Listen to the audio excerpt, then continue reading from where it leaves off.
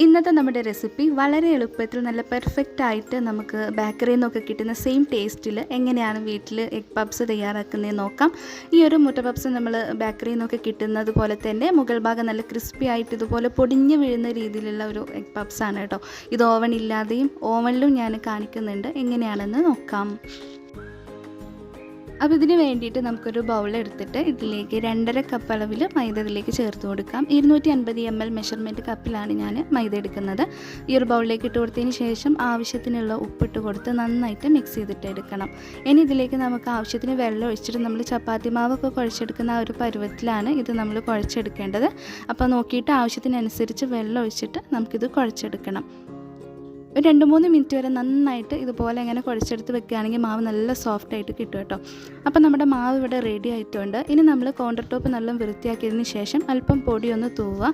എന്നിട്ട് ഈ മാവ് ഇതിലേക്ക് വെച്ചിട്ട് നമ്മൾ കൈ വെച്ചിട്ട് ഇതുപോലെ നല്ലൊരു ഷേപ്പിൽ കൈ വെച്ചിട്ട് ഇതുപോലെ ഒന്ന് പ്രസ് ചെയ്തിട്ട് കൊടുക്കണം.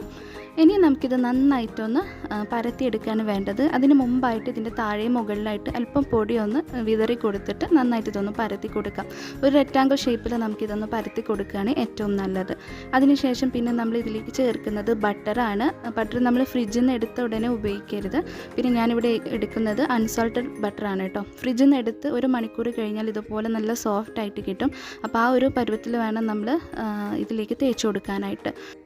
80 ഗ്രാം ബട്ടറാണ് കേട്ടോ ഞാൻ ഇതിന് വേണ്ടിയിട്ട് എടുക്കുന്നത്. നമ്മൾ ഈ ഒരു പേസ്ട്രി തയ്യാറാക്കാൻ വേണ്ടിയിട്ട് എടുക്കുന്നത്. കുറച്ച് ബട്ടർ ഒന്ന് നമ്മൾ ഇതിലേക്ക് തടവിയതിന് ശേഷം അല്പം പൊടി കൊണ്ട് ഇതുപോലെ വിതറി കൊടുക്കുക. എന്നിട്ട് ഈ ഒരു സൈഡ് നമ്മൾ മടക്കി കൊടുക്കുക. ഈ മടക്കിയ ഈ ഭാഗത്തും അല്പം ബട്ടർ ഒന്ന് തേച്ച് കൊടുക്കണം. വീണ്ടും നമ്മൾ പൊടി ഇതുപോലെ അങ്ങ് തൂവി കൊടുക്കുക. എന്നിട്ട് മറ്റേ സൈഡ് കൊണ്ട് നമ്മൾ ഇതുപോലെ ഇങ്ങനെ ഫോൾഡ് ചെയ്ത് കഴിഞ്ഞാൽ നമുക്ക് ഒരു വട്ടം നമ്മൾ മടക്കി കഴിഞ്ഞു. ഇതുപോലെ തന്നെ നമ്മളൊരു 3 പ്രാവശ്യം ഇങ്ങനെ ഫോൾഡ് ചെയ്ത് പരത്തിയെടുക്കണം. അങ്ങനെയുള്ള നമ്മൾ പുറത്തുനിന്നൊക്കെ മേടിക്കുന്ന രീതിയിൽ നല്ല ലെയർ ആയിട്ടുള്ള ഒരു പപ്സ് നമുക്ക് ഉണ്ടാക്കിയെടുക്കാനായിട്ട് പറ്റുന്നത് കേട്ടോ. അപ്പോൾ ആ ഒരു ഷീറ്റ് തന്നെ അങ്ങനെയാണല്ലോ, ഇങ്ങനെ ലെയർ ആയിട്ട് ഇങ്ങനെ കാണുന്ന രീതിയിലാണല്ലോ. അപ്പോൾ ഒരു പ്രാവശ്യം നമ്മൾ ഇതുപോലെ ഇങ്ങനെ ഫോൾഡ് ചെയ്ത് കഴിഞ്ഞാൽ പിന്നെ നമ്മളിത് ഫ്രിഡ്ജിൽ വെക്കണം. ഫ്രീസറിലല്ല, ഫ്രിഡ്ജിൽ താഴെ അരമണിക്കൂറെങ്കിലും നമുക്കിത് നന്നായിട്ട് റാപ്പ് ചെയ്തിട്ട് വെക്കാം. ഇനി റാപ്പ് ചെയ്യുക അല്ലെങ്കിൽ ഒരു തുണി കൊണ്ട് നന്നായിട്ട് കവർ ചെയ്തിട്ട് അരമണിക്കൂർ ഫ്രിഡ്ജിന് താഴെ വെക്കാം. അരമണിക്കൂറിന് ശേഷം നമ്മുടെ പേസ്ട്രി ഷീറ്റ് ഇവിടെ നല്ല കട്ടിയായ രീതിയിലായിരിക്കും ഇരിക്കുന്നത്. കാരണം നമ്മൾ ഫ്രിഡ്ജിൽ വെച്ചതല്ലേ, അത് പ്രശ്നമാക്കേണ്ട. ഒന്നുകൂടെ നമ്മൾ കൗണ്ടർ ടോപ്പിൽ പൊടിയാക്കിയിട്ട് ഇത് വീണ്ടും നമ്മൾ നേരത്തെ പരത്തിയെടുത്ത പോലെ തന്നെ നന്നായിട്ട് നമ്മൾ പരത്തിയെടുക്കാം. നല്ല കനം കുറച്ച് പരത്തിയെടുക്കരുത്, അല്പം ഒരു 1/4 ഇഞ്ച് കനത്തിൽ വേണം ഇത് പരത്തിയെടുക്കാൻ. നേരത്തെ നമ്മൾ കാണിച്ച പോലെ തന്നെ നല്ല ഷേപ്പിൽ ഇത് പരത്തിയെടുക്കുക. എന്നിട്ട് വീണ്ടും നമ്മൾ ബട്ടർ ഇതുപോലെ ഇങ്ങനെ തേച്ച് കൊടുക്കണം. ബട്ടർ നമ്മൾ ഒരു പ്രാവശ്യം പുറത്തേക്ക് വെച്ചാൽ പിന്നെ അത് ഫ്രിഡ്ജിലേക്ക് വെക്കണ്ട കേട്ടോ. പുറത്തന്നെ നിന്നോട്ടെ. ഫ്രിഡ്ജിലേക്ക് വെച്ചാൽ വീണ്ടും അതിങ്ങനെ കട്ടയായിട്ട് നിൽക്കും. അപ്പോൾ ഇങ്ങനെ സോഫ്റ്റ് ആയിട്ടുള്ള രീതിയിൽ വേണം നമ്മൾ ബട്ടർ ഇങ്ങനെ തേച്ച് കൊടുക്കാനായിട്ട്. അതിനുശേഷം നേരത്തെ നമ്മൾ ചെയ്ത പോലെ തന്നെ ബട്ടർ തേച്ച് കൊടുക്കുക, പൊടി തൂവി കൊടുക്കുക. ഈ ഒരു ഭാഗം മടക്കി കൊടുത്ത് വീണ്ടും ബട്ടർ തേച്ച് പൊടി തൂവി കൊടുക്കുക. എന്നിട്ട് ഇതുപോലെ 2 പ്രാവശ്യം ഇങ്ങനെ ഫോൾഡ് ചെയ്ത് കഴിഞ്ഞാൽ വീണ്ടും നമ്മളൊരു അരമണിക്കൂർ ഫ്രിഡ്ജിന് താഴെ ഇതുപോലെ റാപ്പ് ചെയ്തിട്ട് വെക്കാം. അരമണിക്കൂറിന് ശേഷം നമ്മുടെ ഈ ഒരു പേസ്ട്രി വീണ്ടും നമ്മൾ ഇതുപോലെ തന്നെ പരത്തിയെടുത്തിട്ട് നമ്മൾ നേരത്തെ ചെയ്ത പോലെ തന്നെ ബട്ടറൊക്കെ തേച്ച് കൊടുത്ത് പൊടിയൊക്കെ തൂവി കൊടുത്തിട്ട് നമ്മൾ നേരത്തെ ചെയ്ത പോലെ തന്നെ ഫോൾഡ് ചെയ്തിട്ട് എടുക്കണം. അതങ്ങനെ എടുത്തു കഴിഞ്ഞാൽ പിന്നെ ഇതുവരെ നമ്മൾ 2 പ്രാവശ്യവും ഫ്രിഡ്ജിന് താഴെയാണ് വെച്ചിട്ടുള്ളത്. അപ്പോൾ ഇനി നമ്മൾ ബട്ടറൊക്കെ തേച്ച് കഴിഞ്ഞാൽ ഇത് ഫോൾഡ് ചെയ്ത് കഴിഞ്ഞാൽ വെക്കേണ്ടത് ഫ്രീസറിലാണ് കേട്ടോ. അപ്പോൾ ഇത് ഫ്രീസറിൽ ഒരു 20 മിനിറ്റ് വെച്ചാൽ മതിയാവും. അതിനുശേഷം നമുക്ക് നന്നായിട്ട് പരത്തിയിട്ട് ചെറിയ പീസാക്കി കട്ട് ചെയ്തിട്ട് പപ്സ് തയ്യാറാക്കി എടുക്കാവുന്നതാണ് കേട്ടോ. ഒരു 1/4 ഇഞ്ച് കനത്തിൽ വേണം നമ്മൾ എല്ലാ സമയത്തും പരത്തിയെടുക്കാനായിട്ട്. അപ്പോൾ ഇതാ നന്നായിട്ട് ഇവിടെ പരത്തിയെടുത്ത് വീണ്ടും ഇതുപോലെ ഫോൾഡ് ചെയ്തിട്ട് എടുത്തിട്ടുണ്ട്. കണ്ടോ, ഇതിപ്പോൾ നല്ല കട്ടിയിൽ നല്ല അടിപൊളിയായിട്ട് നല്ല സോഫ്റ്റായിട്ട് ഈ ഒരു മാവ് കിട്ടും കേട്ടോ. ഇങ്ങനെ ചെയ്താൽ വീണ്ടും നമുക്കിതൊരു 20 മിനിറ്റ് ഇനി നമ്മൾ വെക്കുന്നത് ഫ്രീസറിലാണ്. ഫ്രീസറിലേക്ക് മാറ്റാം. അപ്പോൾ ഈ സമയം കൊണ്ട് ഈ 20 മിനിറ്റ് സമയം കൊണ്ട് നമുക്കിതിലേക്കുള്ള മുട്ട പുഴുങ്ങാം. അതുപോലെ തന്നെ മസാലയൊക്കെ തയ്യാറാക്കിയെടുക്കാം. മസാല തയ്യാറാക്കിയെടുക്കാൻ വേണ്ടിയിട്ട് പാന് നല്ല ചൂടായിട്ടുണ്ട്. ചൂടായതിന് ശേഷം ഇതിലേക്ക് വെളിച്ചെണ്ണയാണ് ഒഴിച്ചു കൊടുക്കുന്നത്. എണ്ണ ചൂടായി കഴിഞ്ഞാൽ ഇതിലേക്ക് നമ്മൾ കുറച്ച് വെളുത്തുള്ളിയും ഇഞ്ചിയും പച്ചമുളകും ചതച്ചത് ആദ്യം ഈ എണ്ണയിലേക്ക് അങ്ങ് ഇട്ട് കൊടുക്കാം. 1 ടേബിൾ സ്പൂൺ അളവിൽ ഉണ്ട് കേട്ടോ. അതിട്ട് കൊടുത്തതിന് ശേഷം നന്നായിട്ടൊന്ന് വഴറ്റിയെടുക്കാം. ഇനി 3 വലിയ ഉള്ളി ഇതുപോലെ നീളത്തിൽ കട്ട് ചെയ്തതാണ്, അത് ഇതിലേക്ക് അങ്ങ് ഇട്ട് കൊടുത്തിട്ട് വഴറ്റിയെടുക്കാം. ഇതിലേക്ക് നിങ്ങൾക്ക് തക്കാളി ചേർക്കണമെന്നുണ്ടെങ്കിൽ മാത്രം ഒരു അരമുറി തക്കാളി ഇതിലേക്ക് ചേർത്ത് കൊടുക്കാം കേട്ടോ. ഞാൻ ഇതിലേക്ക് തക്കാളി ആഡ് ചെയ്യുന്നില്ല. ആവശ്യത്തിനുള്ള ഉപ്പ് ഇട്ട് കൊടുക്കാം. കുറച്ച് കറിവേപ്പിലയും കൂടെ ഇട്ട് കൊടുത്തിട്ട് നന്നായിട്ട് നമുക്ക് എണ്ണ തെളിയുന്നത് വരെ ഈ ഒരു ഉള്ളി വഴറ്റിയെടുക്കണം കേട്ടോ. ഇനി ഇതിലേക്ക് കുറച്ച് പൊടികളൊക്കെ ആഡ് ചെയ്യണം. 1/2 ടീസ്പൂൺ മഞ്ഞൾപ്പൊടി ചേർത്ത് കൊടുക്കാം, 3/4 ടീസ്പൂൺ മല്ലിപ്പൊടി ചേർത്ത് കൊടുക്കുന്നുണ്ട്, പിന്നെ ഒരു 1/4 ടീസ്പൂൺ വറുത്ത് പൊടിച്ചിട്ടുള്ള വലിയ ജീരകത്തിൻ്റെ പൊടിയാണ്, അത് ചേർത്ത് കൊടുക്കാം. 1/2 ടീസ്പൂൺ കുരുമുളക് പൊടി ചേർത്ത് കൊടുത്തിട്ട് ഇത് നമുക്ക് നന്നായിട്ടൊന്ന് ഇളക്കിയെടുക്കാം.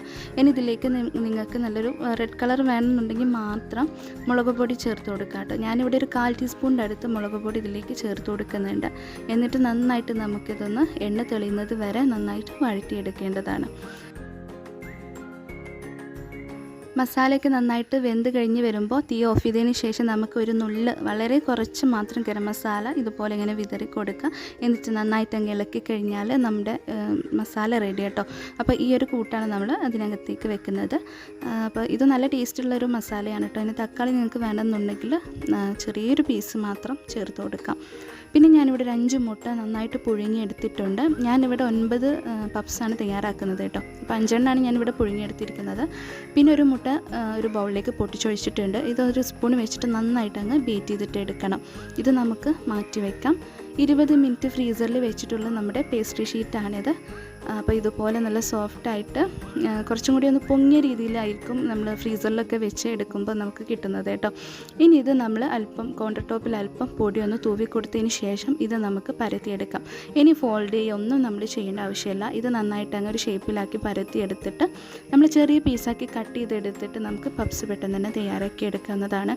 അപ്പം നമ്മളൊരു 3-4 പ്രാവശ്യമൊക്കെ നമ്മൾ ഇതുപോലെ ഇങ്ങനെ മടക്കി കൊടുത്ത് പരത്തിയെടുക്കുമ്പോൾ നല്ല ലെയറായിട്ട് കിട്ടും. അപ്പോൾ അതിന് വേണ്ടിയിട്ടാണ് കേട്ടോ അങ്ങനെ ചെയ്യുന്നത്. കുറച്ച് ക്ഷമ ഉള്ള കാര്യമാണത്. എങ്കിലും നമുക്ക് നല്ല പെർഫെക്റ്റായിട്ട് ഇത് തയ്യാറാക്കിയെടുക്കാം. ഒരു കത്തി വെച്ചിട്ട് ഇതിൻ്റെ സൈഡൊക്കെ ഇതുപോലെ ഇങ്ങനെ കട്ട് ചെയ്തെടുത്ത് മാറ്റിക്കഴിഞ്ഞാൽ നല്ലൊരു ഷേപ്പിൽ നമുക്ക് ഈ ഒരു ഷീറ്റ് കിട്ടുന്നതായിരിക്കും. അതിനുശേഷം നമുക്ക് ഒരേ വലുപ്പത്തിലുള്ള 8 ഷീറ്റാക്കിയിട്ട് നമുക്കിത് കട്ട് ചെയ്തെടുക്കാം. പിന്നെ നമ്മൾ നേരത്തെ കട്ട് ചെയ്ത് മാറ്റിയിട്ടുള്ള പീസൊക്കെ ഒന്നാക്കിയിട്ട് അതും പരത്തിയെടുത്തിട്ട് ഒരു പപ്സ് തയ്യാറാക്കിയിട്ടുണ്ടായിരുന്നു. അങ്ങനെ നമുക്കൊരു 9 പപ്സൊക്കെ ഈ ഒരു ഷീറ്റിൽ നിന്ന് നമുക്ക് തയ്യാറാക്കിയെടുക്കാം. ഈ ഒരു കനത്തിൽ വേണം കേട്ടോ നമ്മൾ എടുക്കാനായിട്ട്. ഇനി കട്ട് ചെയ്ത് വെച്ചിട്ടുള്ള ഓരോ ഷീറ്റും നമുക്ക് എടുത്തിട്ട് ഇതും പതുക്കെ ഒന്ന് പരത്തി കൊടുക്കണം. പതുക്കെ ഒന്ന് ഇതുപോലെ ഇങ്ങനെ പരത്തി കൊടുക്കുക. എന്നിട്ട് അതിന് ശേഷമാണ് നമ്മൾ ഇതിലേക്ക് മുട്ടയും മസാലയൊക്കെ വെക്കുന്നത്. ഈ ഒരു മാവ് ഒട്ടിക്കാൻ അല്പം വെള്ളം നമുക്ക് ആവശ്യമാണ്, അത് നമുക്ക് എടുത്ത് വെക്കാം.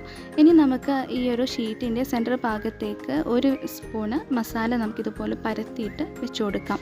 എന്നിട്ട് കുറച്ച് വെള്ളം നമുക്ക് ഇതിൻ്റെ 4 സൈഡിലും ഇതുപോലെ അങ്ങനെ തേച്ച് കൊടുക്കണം. അത് തമ്മിൽ ഒട്ടിക്കാൻ വേണ്ടിയിട്ടാണ് കേട്ടോ. ഇനി നമ്മൾ പുഴുങ്ങി വെച്ചിട്ടുള്ള കോഴിമുട്ട ഇതുപോലെ 2 പീസാക്കി കട്ട് ചെയ്തെടുക്കാം. എന്നിട്ട് ഒരു പീസ് ഇതുപോലെ അങ്ങനെ വെച്ച് കൊടുക്കാം. ഇനി ഈ മുട്ടമ്മ കുറച്ച് വെള്ളമാക്കി കൊടുക്കുക. ഈ ഒരു മാവിലും അല്പം വെള്ളമാക്കി കൊടുത്തിട്ട് മറ്റേ പീസ് കൊണ്ട് ഇതുപോലെ തന്നെ ഒട്ടിച്ചു കൊടുക്കുക. ഇങ്ങനെ വേണം നമുക്ക് ഈ ഒരു 4 കോണും ഇതുപോലെ ഇങ്ങനെ ഒട്ടിച്ചു കൊടുക്കാനായിട്ട്. അപ്പോൾ ഇതുപോലെയാണ് എല്ലാം നമുക്ക് ചെയ്തെടുക്കേണ്ടത് കേട്ടോ. ഇനി ഇത് ഞാൻ ബേക്ക് ചെയ്യാൻ വേണ്ടിയിട്ട് ഒരു ബേക്കിംഗ് ട്രേ എടുത്ത് അതിലേക്ക് ബട്ടർ പേപ്പർ വെച്ച് കൊടുത്തിട്ടുണ്ട്. അതിന് മുകളിലായിട്ട് ഈ ഒരു പപ്സ് നമുക്ക് വെക്കാം. ബാക്കി ഇരിപ്പുള്ള ഷീറ്റ് നമുക്ക് ഇതുപോലെ അങ്ങനെ തയ്യാറാക്കിയെടുക്കാം.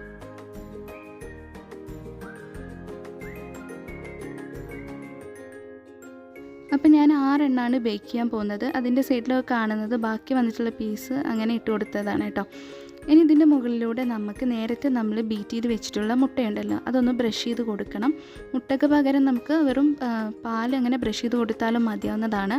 പക്ഷെ നമ്മൾ മുട്ട ബ്രഷ് ചെയ്ത് കൊടുക്കുകയാണെങ്കിൽ നല്ലൊരു ഗോൾഡൻ കളറിൽ നമ്മൾ പുറത്തുനിന്നൊക്കെ മേടിക്കുന്ന ആ ഒരു കാണാൻ നല്ലൊരു ഭംഗിയുള്ളൊരു കളർ കിട്ടും. പിന്നെ നല്ല ക്രിസ്പി ആയിട്ട് പൊടിഞ്ഞു പോകുന്ന രീതിയിൽ കിട്ടണമെന്നുണ്ടെങ്കിൽ മുട്ട തന്നെ ബ്രഷ് ചെയ്ത് കൊടുക്കണം.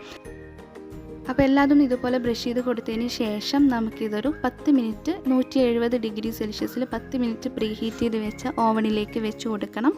എന്നിട്ട് നമ്മൾ 200 ഡിഗ്രി സെൽഷ്യസിൽ കറക്റ്റ് ഒരു 30 മിനിറ്റ് നമുക്കിതൊന്ന് ബേക്ക് ചെയ്തെടുക്കണം.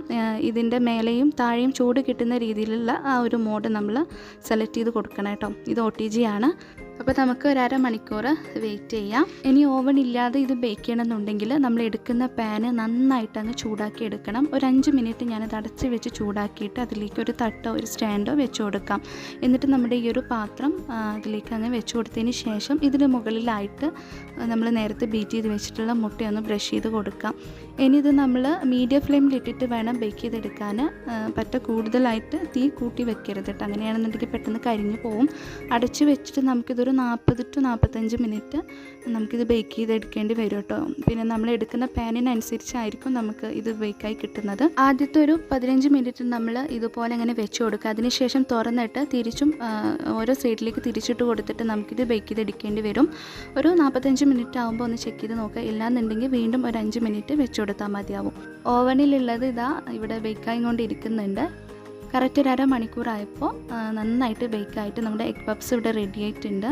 ഇനി നമുക്കിത് തുറന്നിട്ട് ഈ ഒരു ട്രേ നിന്ന് എടുക്കാം. നമ്മൾ അവനിൽ വെച്ചത് നല്ല അടിപൊളിയായിട്ട് അരമണിക്കൂർ കൊണ്ട് തന്നെ നന്നായിട്ട് ബേക്കായി കിട്ടിയിട്ടുണ്ട്. ഇനി ഓവൻ ഇല്ലാതെ നമ്മൾ വെക്കുക എന്നുണ്ടെങ്കിൽ ടൈം കുറച്ചധികം പിടിക്കും കേട്ടോ, ഒരു 40-45 മിനിറ്റൊക്കെ എന്തായാലും പിടിക്കും. അപ്പോൾ ഇതിലാകുമ്പോൾ പെട്ടെന്ന് തന്നെ നമുക്ക് ആയി കിട്ടിക്കോളും.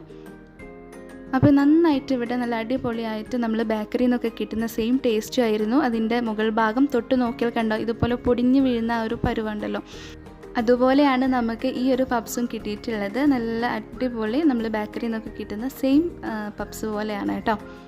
നമ്മൾ നേരത്തെ പാനിലൊരു 3 എണ്ണം ബേക്ക് ചെയ്യാനായിട്ട് വെച്ചിട്ടുണ്ടായിരുന്നു. നമുക്കത് എന്തായെന്ന് നോക്കാം. ഇത് ഞാൻ ഇടയ്ക്കിങ്ങനെ തുറന്ന് നോക്കിയിട്ട് തിരിച്ചും മറിച്ചിട്ടിട്ട് ബേക്ക് ചെയ്തെടുത്തിട്ടുണ്ട് കേട്ടോ. എങ്കിലും നമുക്ക് കുഴപ്പമില്ലാത്ത രീതിയിൽ കിട്ടുന്നതാണ്. ഓവനില്ലെങ്കിലും നമുക്ക് അടിപൊളിയായിട്ട് ഇത് ബേക്ക് ചെയ്തെടുക്കാം. ഞാൻ ഓരോ 10 മിനിറ്റിലും ഇതുപോലെ ഇങ്ങനെ തിരിച്ചും മറിച്ചിട്ട് കൊടുത്തിട്ടാണ് ഇത് ബേക്ക് ചെയ്തെടുക്കുന്നത്. ഓവനില്ലാന്നുണ്ടെങ്കിൽ ഇതുപോലെ ചെയ്തെടുത്താൽ മതിയാവും. ഇതും നമുക്ക് കഴിക്കാനായിട്ട് നല്ല ടേസ്റ്റ് തന്നെയാണ് കേട്ടോ. അപ്പോൾ ഇന്നത്തെ നമ്മുടെ ഈ ഒരു എഗ് പപ്സിൻ്റെ റെസിപ്പി നിങ്ങൾക്ക് ഇഷ്ടമായി എന്ന് വിചാരിക്കുന്നുണ്ട്. വീഡിയോ നിങ്ങൾക്ക് ഇഷ്ടമായാൽ ലൈക്ക് ചെയ്യാൻ മറക്കരുത്. അതുപോലെ തന്നെ സബ്സ്ക്രൈബ് ചെയ്യാത്തവർ നിങ്ങൾക്ക് ഈ വീഡിയോ ഇഷ്ടപ്പെടുകയാണെങ്കിൽ ഒന്ന് സബ്സ്ക്രൈബ് ചെയ്യുക. വീണ്ടും നല്ല നല്ല റെസിപ്പിയൊക്കെ ആയിട്ട് അടുത്തൊരു ദിവസം കാണാം.